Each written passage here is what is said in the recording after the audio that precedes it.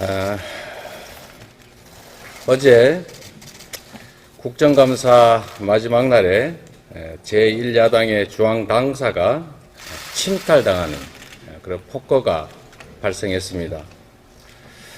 국회의 권위를 부정하고 야당을 짓밟는 것을 넘어서서 말살하겠다는 의지를 드러낸 것으로 판단됩니다.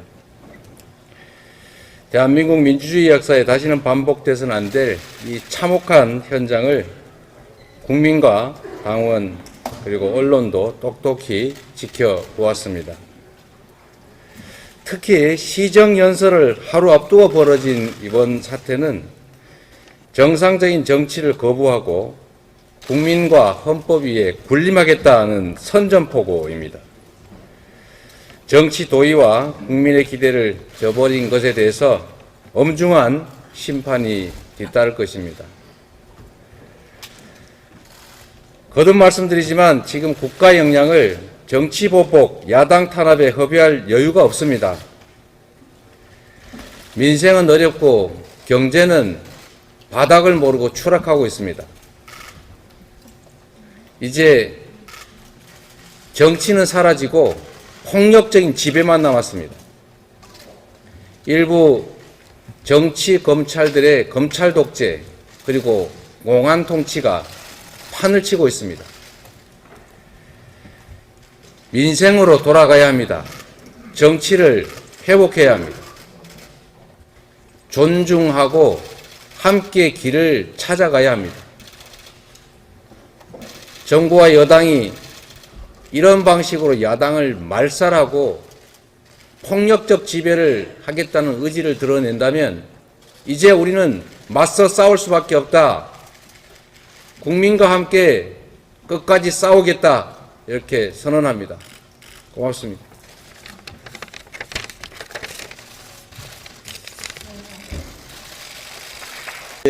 늦은 시간까지 국정감사 충실히 마무리해 주시느라고 수고들 많으셨습니다. 민주당은 오늘 윤석열 대통령의 국회 시정연설을 전면 거부합니다. 국민의 뜻을 받들어 입법과 예산 심사를 하는 국회에는 여당만이 아니라 야당도 있습니다.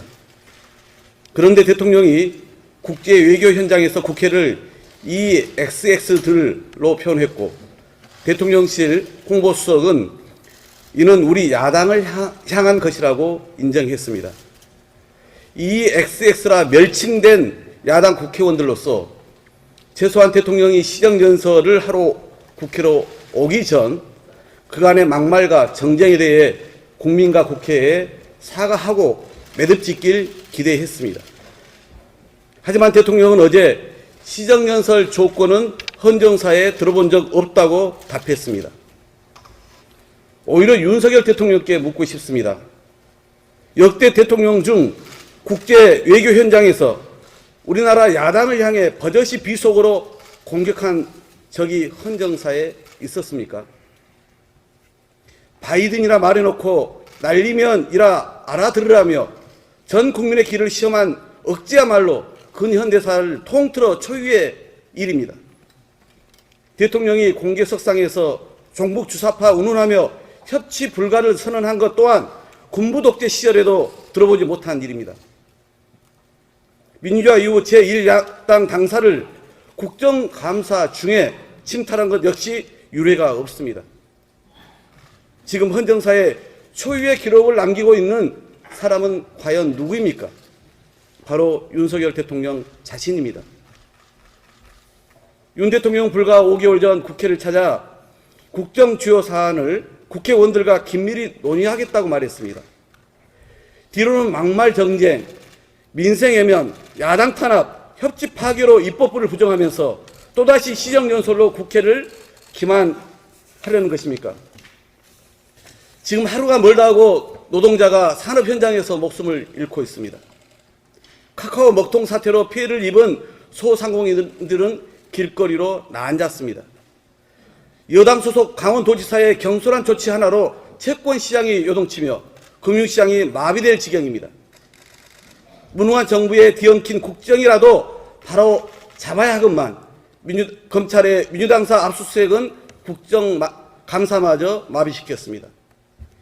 민생과 경제에 거대한 태풍이 몰려오고만 집권 세력의 안중에 국민의 삶은 실종되었습니다. 국정 논의는커녕 야당을 아예 말살하려 듭니다.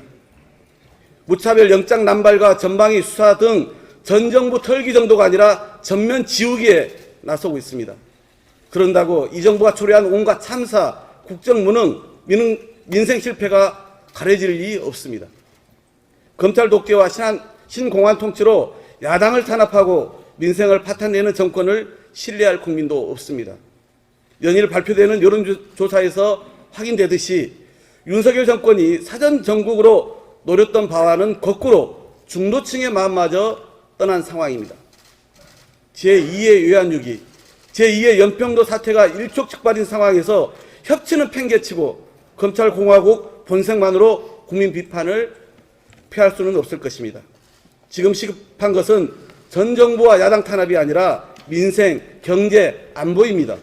우리 당은 국민을 대신해서 전하는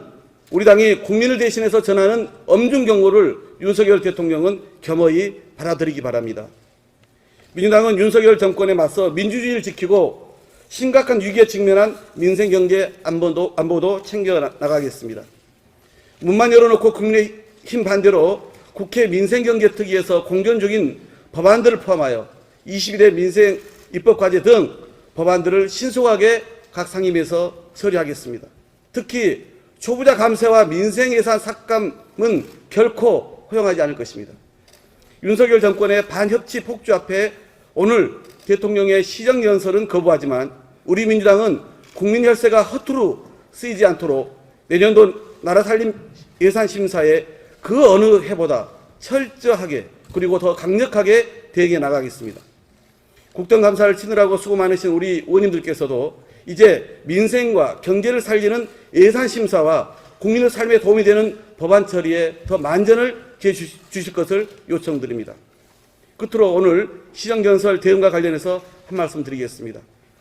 국민의힘, 당시 자유한국당이었습니다. 국민의힘은 2017년 6월 인수위도 없었던 문재인 대통령이 취임 한 달 만에 추경 시정연설을 위해 국회 본회의장을 처음으로 방문했을 때부터 내내 항의 손팻말과 무박수로 맞았습니다.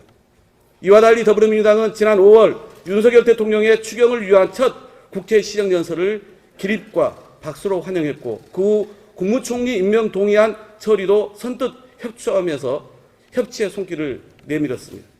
또 5년 전 2017년 11월 1일 국민의힘은 문재인 대통령의 2018년도 예산안 시정연설에 모두 검은색 복장에 근조 리본을 달고 대형 현수막 3개와 손팻말까지 들고선 고성으로 연설을 방해한 바 있습니다.